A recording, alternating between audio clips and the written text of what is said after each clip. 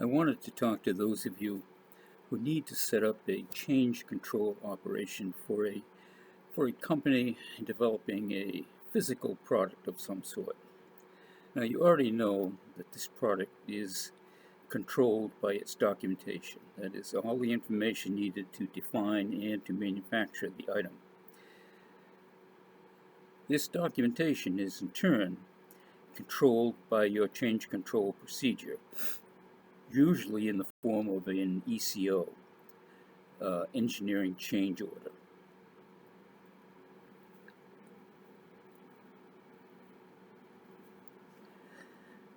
Now, engineering change orders are used to release, revise, and retire the documentation.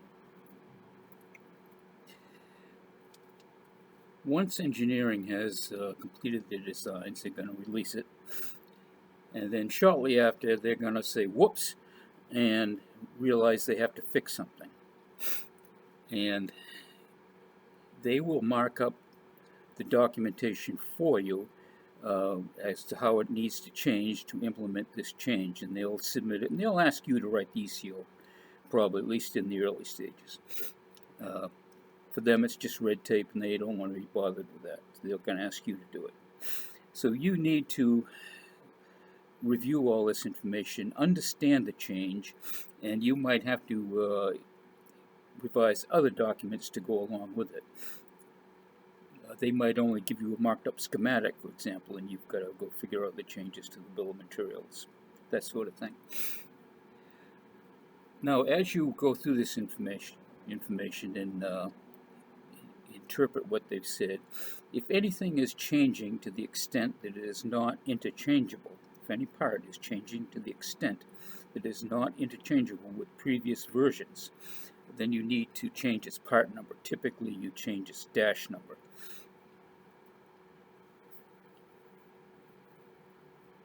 Now, you'll hear the term form, fit, and function, but it's not that simple. You have to think about how the product is used, how this piece of the product is used and where it's used. Something that appears interchangeable may not be, or vice versa. It may not appear interchangeable, but the way you're using it, it is interchangeable. So you need to study that a little bit. It can get involved. Now you get all of this information together, then you summarize it. Now on your ECO cover sheet, there will be a section called Description of Change. And this will be a summary of all those documentation changes. And this is for the managers to read, so they don't have to go through the documentation. They can get the gist of what's going on by reading this description of change. A paragraph or two should cover it. Now, then you need a reason. Why are you doing this? And imagine that you have a production manager who hates changes. Their process is running smoothly and they don't want anything to disrupt it. And you need to convince that manager in a matter of a few seconds, like 5 seconds, why this change is necessary and for the benefit of the company. So right up in the beginning, you want to say, to reduce cost, to correct a design interface error. And then following that, you can go into more detail on what's actually the cause and so forth. So it might be to meet OSHA requirements because, and so forth, and go into the detail after that. But again, don't go just a paragraph. Don't go too far. Now, you need to top that off with a title. This ECO needs to have a title. It'll appear in various reports, and you need a very concise description, not a description, but an identifier for this change. 60 characters, I would think, would be the max you'd want to use. And this title needs to begin with the product name, followed by the product element being revised, and ending up with what's happening. So it might be something simple like the the N1000 ride-on lawnmower muffler bearing noise reduction, or the printer interface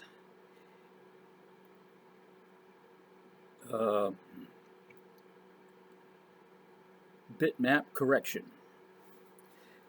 So anyway, the title should begin with the name of the product element, and then what's happening. If there are any prepositions in your title, you've probably phrased it wrong. So this title is used for all the people who are going to receive the CCO, and they want to see what's going on. But it's also for people researching the history of the product. They're trying to a product that's been around. They want to see how did it end up this way, and they're doing a deep dive investigation on the history of this product. So when you do an ECO report against a product, it'll list all ECOs, and all these ECOs should read just like a table of contents in a book describing the history of this product. So once you've got that all done, then you're ready to submit it for approval. Now, when you set up your change control procedure, you're going to define your change control board. But in addition, a critical approver is someone who's responsible for the design of that product, a responsible engineer. They're not on the change control board, but they need to be an approver. They own the product. So you make sure you get a name associated with each component, each part of that's on your bill of materials. And you might have to push for this, but it's critical that you get this. So get a responsible engineer for everything. Now, you're just about ready to submit it for approval, and along comes somebody that says, oh, we've got this other problem. Can we tack it on to your ECO? Be more efficient. It's urgent. We got to get it done. And the answer is no. You do not try to solve two problems with one ECO.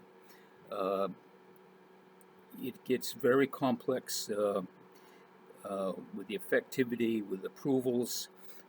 Instead, you get your responsible engineer to determine which is more important, and you go with that ECO, which means you might have to rewrite the first one you already wrote. But anyway, one major problem per ECO. However, it is perfectly acceptable to also include minor clerical corrections while you're doing that. In fact, you might even have that already stacked up. People will say the next time you revise it, fix this spelling error on the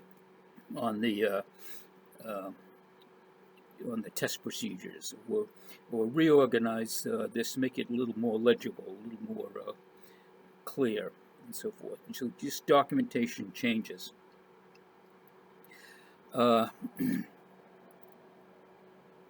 Which gets the other thing. Before you submit it, you need to classify the change. Changes are basically either critical, conventional, or clerical. And it might be broken down into classes. People like to use class 1 through class 5. Class 1 is, oh my God, don't ship anything and recall everything, or fix it out in the field. It's something dangerous. Class 2 is don't ship anything else, but if it's already gone out and the customer has it, leave it alone. Class 3 would be work in progress at some point in the manufacturing of the item. Class 4 would be the next time you build it, or at manufacturer's discretion. When they want to do it, they can. A little dangerous, but that can happen. And finally, as we mentioned before, clerical changes. These are changes to the documentation but have no impact on the product. You're just clarifying or cleaning up spelling errors, reformatting things, and so forth. And these will come up quite often. Now, this also has to be accompanied by an effectivity date. When is this supposed to happen? Could be upon approval or at some point down the pike. Uh, it, However, you don't want your effectivity dates to be too far out, because what will happen is a more critical change will come in after it and be implemented right away. Now you've got a complicated situation in the product's evolution where uh, uh, changes are out of sequence. You want to keep the changes in sequence. So you want to be very careful with effectivity dates.